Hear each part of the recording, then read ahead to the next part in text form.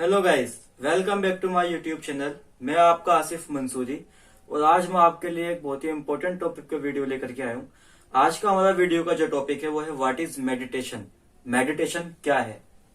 तो अक्सर आपने डॉक्टर्स और काउंसलर्स को सुना होगा रिकमेंड करते हुए कि आप मेडिटेशन करा करें, लेकिन मेडिटेशन क्या है और उसको कैसे करना है ज्यादातर लोगों को ये पता ही नहीं है। अक्सर लोग योगा को मेडिटेशन समझ लेते हैं, लेकिन मेडिटेशन और योगा में एक काफी बड़ा डिफरेंस है। योगा जो है वो आपको फिजिकली फिट रखने में आपकी मदद करता है और मेडिटेशन आपको मेंटली फिट रखने में आपकी मदद करता है। तो चलिए आज हम समझते हैं कि मेडिटेशन क्या है और ये कैसे काम करता है। तो मेडिटेशन, जिसको हिंदी में हम ध्यान भी कहते हैं, ये एक ऐसा प्रोसेस है जो आपके गतिशील मन और इच्छाओं को कंट्रोल करना सिखाता है और आपके अंदर छुपी हुई असीम शक्तियों को पहचानने में आपकी मदद करता है। तो इसमें जो असीम शक्तियों की बात हुई है, ये असीम शक्तियां जो हैं, हर इंसान के अंदर कुछ ना कुछ नेचुरल पावर होती है और अक्सर हम अपनी लाइफ में इतना ज्यादा बिजी हो जाते हैं, अपनी लाइफ की भागदौड़ में इतने ज्यादा बिजी हो जाते हैं कि हम अपने आप को पहचान ही नहीं पाते पूरी तरह से। तो मेडिटेशन जो है वो हमारे अंदर की जो पावर होती है, जो हमारे अंदर एक असीम शक्ति होती है, उसको पहचानने में हमारी मदद करता है।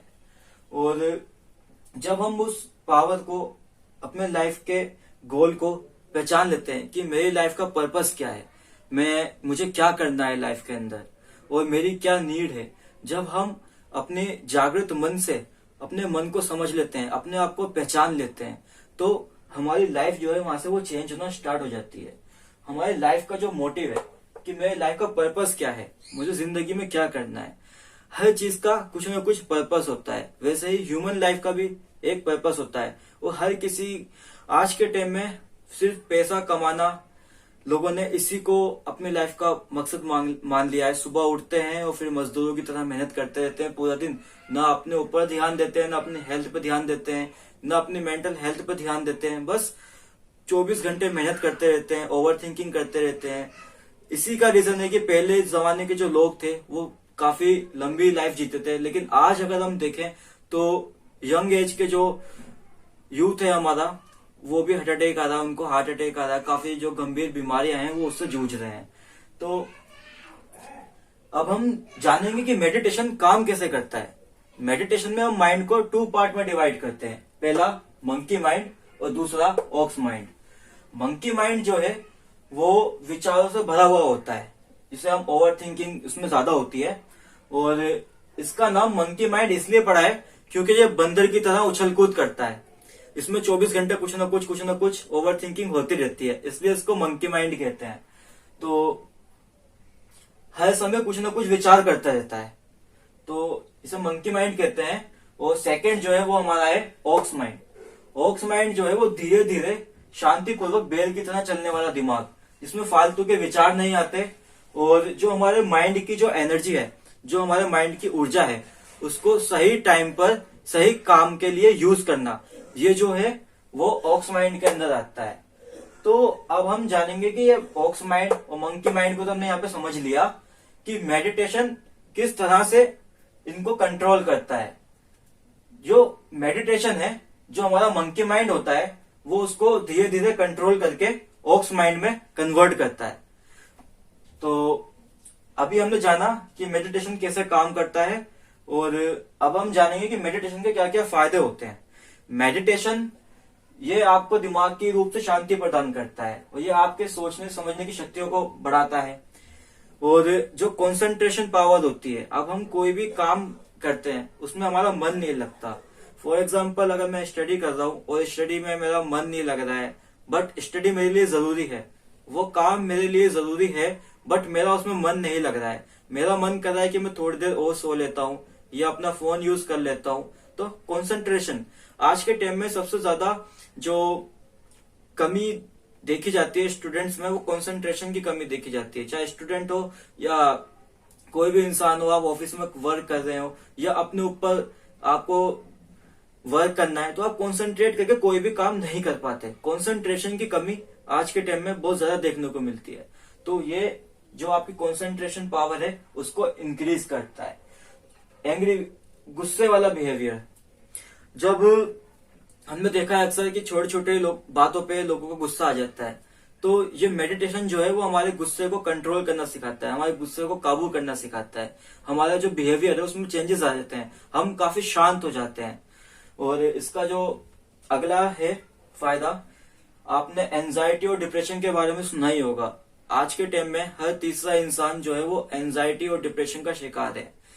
एंजाइटी और डिप्रेशन आज के टाइम में फीवर से भी ज्यादा, जैसे नजला और जुकाम आम होता है ना कि नॉर्मल डिजीज है ये, तो उसी तरह से एंजाइटी और डिप्रेशन भी आज के टाइम में हर तीसरा इंसान जो है वो एंजाइटी और डिप्रेशन से पीड़ित है। लेकिन हम एंजाइटी और डिप्रेशन को लेकर कभी खुल के बात कर ही नहीं पाते।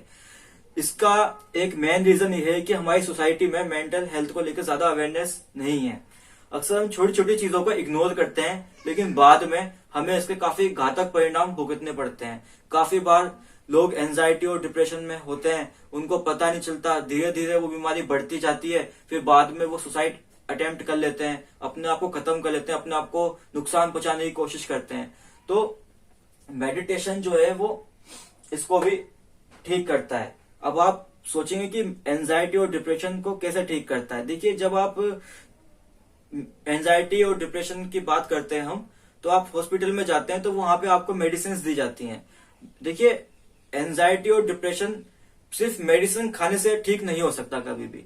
एंजाइटी और डिप्रेशन सिर्फ मेडिटेशन से ठीक होगा, क्योंकि जब तक आप इसकी जड़ पे काम नहीं करेंगे, जब तक आप ठीक नहीं हो सकते।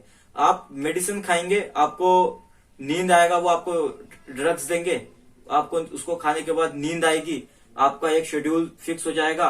कुछ टाइम के लिए जो प्रॉब्लम होती है एंजाइटी और डिप्रेशन में, वो आपको होना बंद हो जाएगी। लेकिन कुछ टाइम बाद जब आप वो मेडिसिन को छोड़ेंगे तो फिर से वही सब चीजें आपके साथ होने लगेंगी, क्योंकि इसका रीजन ये है, हमने उस चीज को दबाया। जब हम किसी चीज को दबाते हैं ना, तो फिर वो खत्म नहीं होती है, वो और ज्यादा बढ़ जाती है, क्योंकि वो आपने उसको दबा दिया। तब अगर वो जब पहले थोड़ा था, अब जो है वो प्रॉब्लम बढ़ जाती है दबाने से।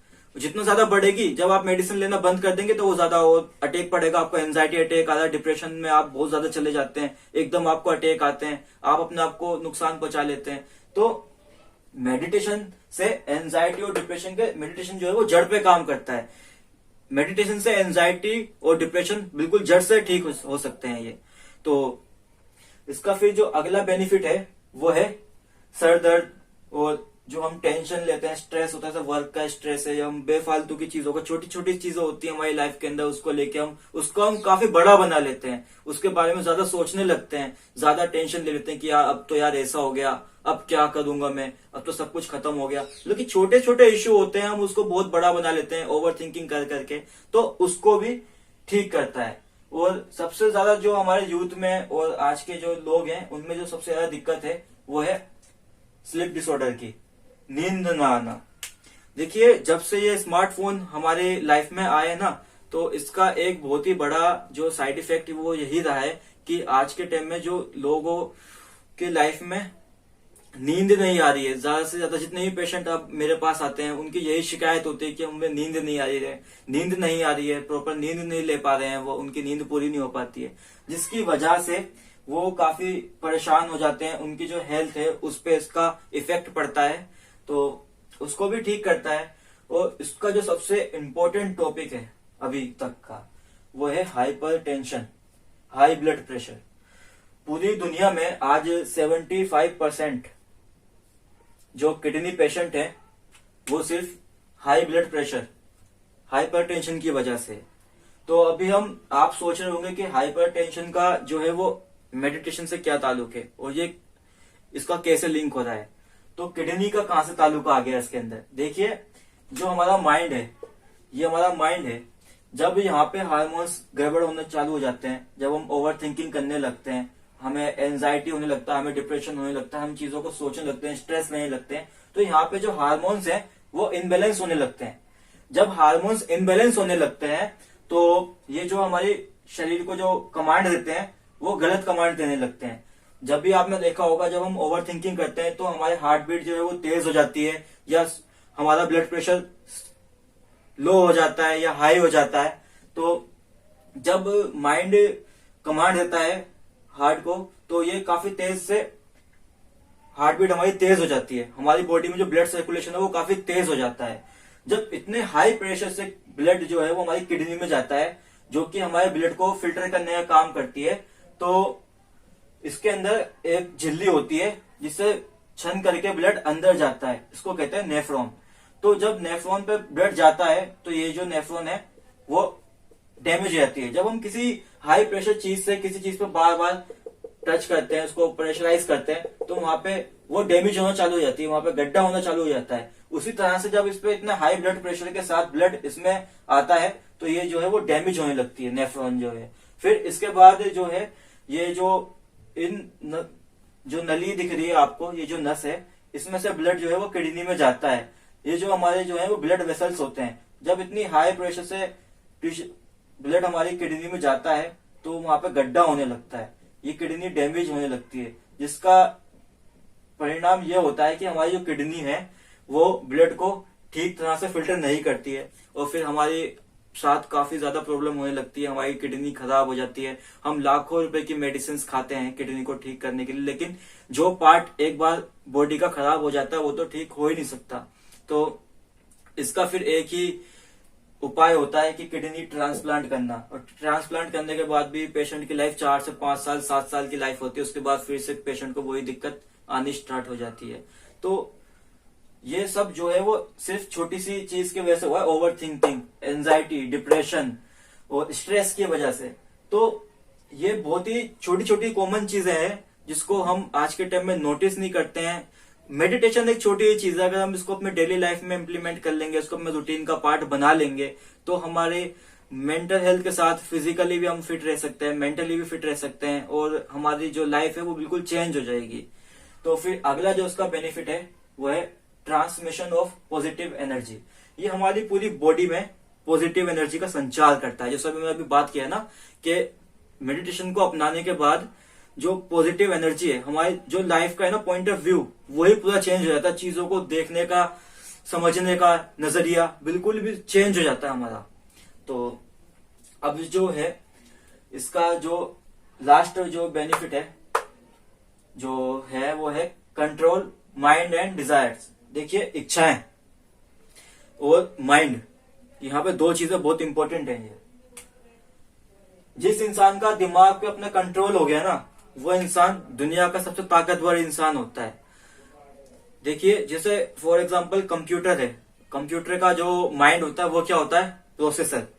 प्रोसेसर को अगर हम कमांड देते हैं कि गूगल मेरे को जो है वो अमेजोन खोल के दिखाओ, हम अमेजोन की हमने कमांड दी उसको, उस पर टाइप किया अमेजोन, अगर वो खोलते फ्लिपकार्ट तो आपको कैसा लगेगा। तो ठीक उसी तरह से जब तक हमारे माइंड पे हमारा कंट्रोल नहीं होगा तो हमारी लाइफ के अंदर कुछ भी ठीक हो ही नहीं सकता। सबसे पहली चीज है कि हमें अपने माइंड पे कंट्रोल करना है। जब हमारे माइंड पे हमारा कंट्रोल हो जाएगा तो हर चीज हम टाइम से करेंगे, हम एक रूटीन में, हमारी लाइफ में डिसिप्लिन आ जाएगा। सोने का, कैसे हमें खाना है, कैसे हमें रहना है, हमारी लाइफ का लाइफ स्टाइल क्या होना चाहिए, हमारी नीड क्या है और हमारी फालतू की नीड क्या है, हमारी जरूरत की नीड क्या है, हम एकदम हमारे point of view he change हो जाता है जब हमारा माइंड हमारे कंट्रोल में आ जाता है। तो सबसे जो उसका फायदेमंद जो उसका अभी तक का जो है वो माइंड कंट्रोल करना और डिजायर्स को कंट्रोल करना। देखिए, डिजायर्स, इच्छाएं, इंसान की जो इच्छा है ना वो कभी खत्म नहीं हो सकती, कभी भी खत्म नहीं हो सकती। हम अभी फॉर एग्जाम्पल मैं अभी सोचता हूं कि अभी मान लो कि मेरे को एक जॉब चाहिए, अब मेरे को एक जॉब मिल जाती है। जब मैं उस कंपनी में काम करने जाता हूं फिर मैं कहता हूं कि यार सैलरी बढ़ जाए, चलो मेरी सैलरी भी बढ़ गई। फिर सैलरी बढ़ने के बाद अब मैं कहता हूं कि यार मेरे को काम ज्यादा करना पड़ रहा है, काश वर्क प्रेशर कम हो जाए। फिर वर्क प्रेशर भी कम हो जाता है। फिर उसके बाद कहता है कि नहीं यार मैं जॉब में खुश नहीं हूं, अब मेरे को बिजनेस करना है, बिजनेस भी करने लगता है। फिर कहता है कि मेरा बिजनेस में लॉस हो रहा है, कभी कुछ हो रहा है, अब मेरे को ये करना है। फिर मैं सोचता हूँ कि मैं एक कार खरीद लेता हूँ, मैंने कार भी खरीद ली। कार खरीदने के बाद कहता हूँ चलो मेरे को जो है इससे बड़ी कंपनी की कार चाहिए। तो इच्छाएं जो है वो कभी भी खत्म नहीं हो सकती। ये इच्छाएं जो है वो हमारे जीवन के साथ ही खत्म होती हैं।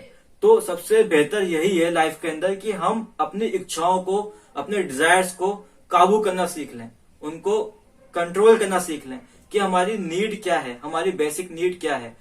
हम किस चीजों को अपनी लाइफ में फॉलो करके खुश रह सकते हैं, या जो चीजें हम ऐसी ऐसी चीजों के बारे में सोचते हैं जो कि हमारे किसी काम की नहीं होती है, हम उसके बारे में सोचते रहते हैं, बेफालतू में हमारी टेंशन ले रखी है हमने अपनी लाइफ के अंदर, फालतू की चीजों को सोचते रहते हैं कि ये हो जाए मेरे पास, वो आ जाए।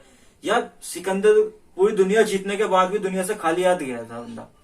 आप अपनी इच्छाएं जितनी बढ़ाओगे ना उतना दुखी रहोगे आप अपनी लाइफ के अंदर।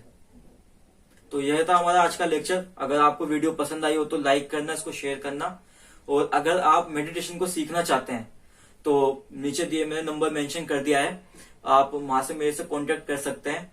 और मेंटल हेल्थ से जुड़े हुए किसी भी इश्यू पे आप बात करना चाहते हैं मेरे साथ तो आप मेरे से बात कर सकते हैं।